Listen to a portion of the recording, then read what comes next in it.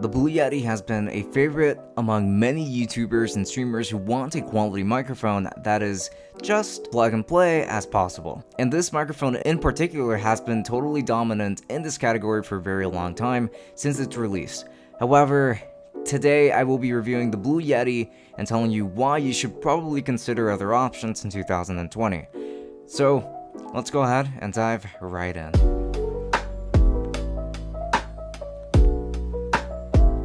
For more great content just like this, and just make sure to subscribe and then turn on the notification bell so that you don't miss any uploads. Also leave a like and a comment down below with all of your thoughts on this video. And while you're at it, I always leave affiliate links down below in the description as well. But make sure that you check out Lukrembo so you can find the best deals on all of that tech that you're shopping for. It's a simple browser extension that helps you make the best purchasing decision. And lastly, don't forget to check out my merch store if you're into some monochrome clothing like everything I'm wearing right here. So with that said, links to everything down below.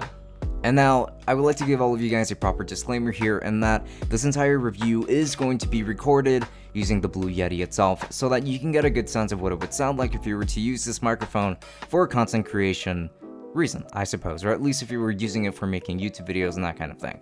However, if you want to listen to what it sounds like whenever you're streaming, then I will be streaming with this microphone tonight on the same night that this video review comes out so that you guys can get a great presentation or a live representation of what it's like to actually stream using this microphone in regards to different types of noises and other kinds of sounds going around. So if you're interested in that, then do make sure to stop by my Twitch channel, link to that down in the description. However, let's go ahead and get straight into the review from here. And as always, we are going to start off with an unboxing, so just go ahead and cut through the tape keeping the box sealed, then slide off the cover to open, and then reveal the actual box. So go ahead and open this box to find instructions, the mini USB cable for power, and the Blue Yeti attached to its stand. It's already ready and prepped to go. And now, it is important to recognize that the Blue Yeti is built incredibly well in my opinion at least. It's quite nice and hefty and is comprised of this full metal build.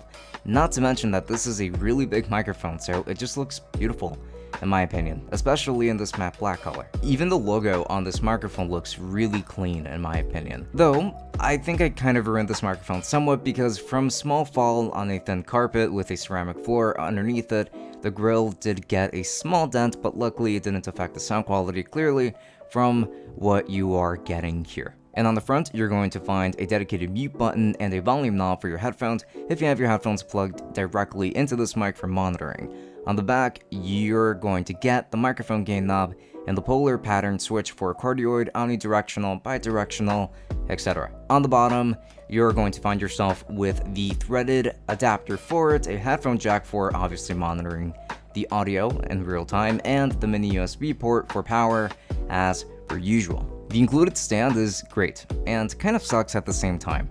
It's great because I actually really love this design and how sleek it looks with the Blue Yeti, and I also really like how well it's built.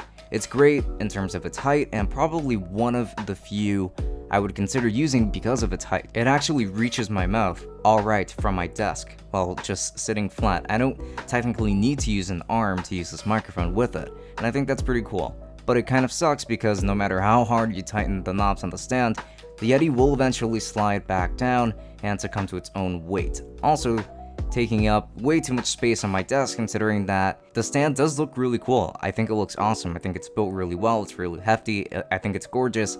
But the problem is just that it takes up way too much space on your desk, which is, I guess, a bit of a double-edged sword in that sense. However, if you have it hooked up to an arm like I do, then it probably doesn't really matter in the first place. So maybe that doesn't matter to you if that's what you're planning on doing anyway. And in terms of sound quality, this microphone is pretty damn good, I would say. As expected, this microphone honestly delivers on pretty good sound. And the cardioid setting, which is where we're going to leave it for our purposes, this microphone still does a pretty good job of rejecting sounds that aren't directly in front of it. There's also a good amount of depth in my voice, even if similarly to the Amazon Basics Pro mic, it makes my voice sound slightly more nasally than it actually is. However, it doesn't do too well when it comes to plosives, and you're probably going to hear that throughout the entirety of this review with all of the plosives that have been going on whenever I say anything regarding the P.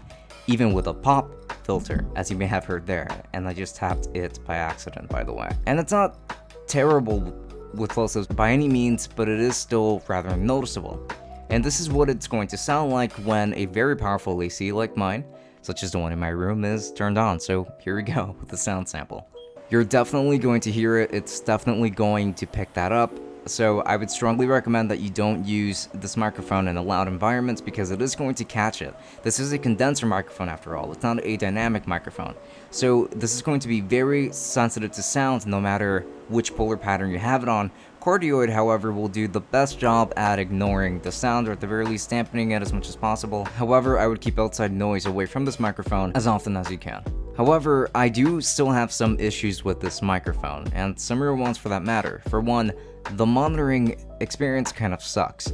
What you're hearing back into your ear sounds a lot tinnier and muddier than what you're actually getting, which gave me pretty bad first impressions of this microphone until I actually heard it all back. Could use some fixing, to be completely honest, and my gain knob is a little bit too aggressive or too sensitive. So then, for me to not clip an audition at 0 decibels of gain, I need to keep this mic at a mere quarter ways through of this knob, which, while it technically offers a lot of control because of how loud it can get, it actually gives you less control because very little of it actually becomes usable. You're clipping fairly often if you keep this thing even just halfway through, which is crazy. And the stand could also use more resistance around the hinge for the microphone. It is a good stand, but it lets the Yeti slide around a little bit too much for my taste, and I really don't like that. It is what is keeping me from using it right now, in fact. So then, in conclusion, the Blue Yeti is overrated by 2020 standards.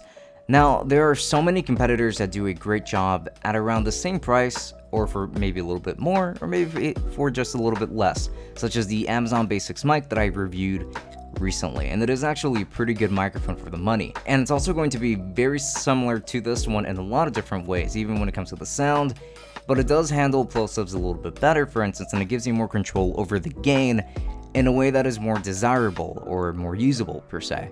However, this microphone does still sound very good in my opinion. Even after all of these years, it picks up my voice quite well, and it's better than some of its competition at rejecting noise within a barely sound treated room such as mine, where all I really have is some foam on my door, as you might be able to see. Now, with that said, I would strongly encourage you to explore the competition because there's a lot to look at.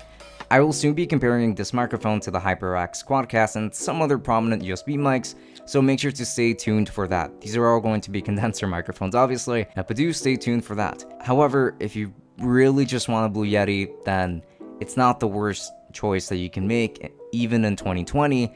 It's just that there are many other microphones to explore that sound better, in my opinion, that could cost you a little bit less. However, this branding, if this name is what you're looking for, this still isn't a bad choice for the money.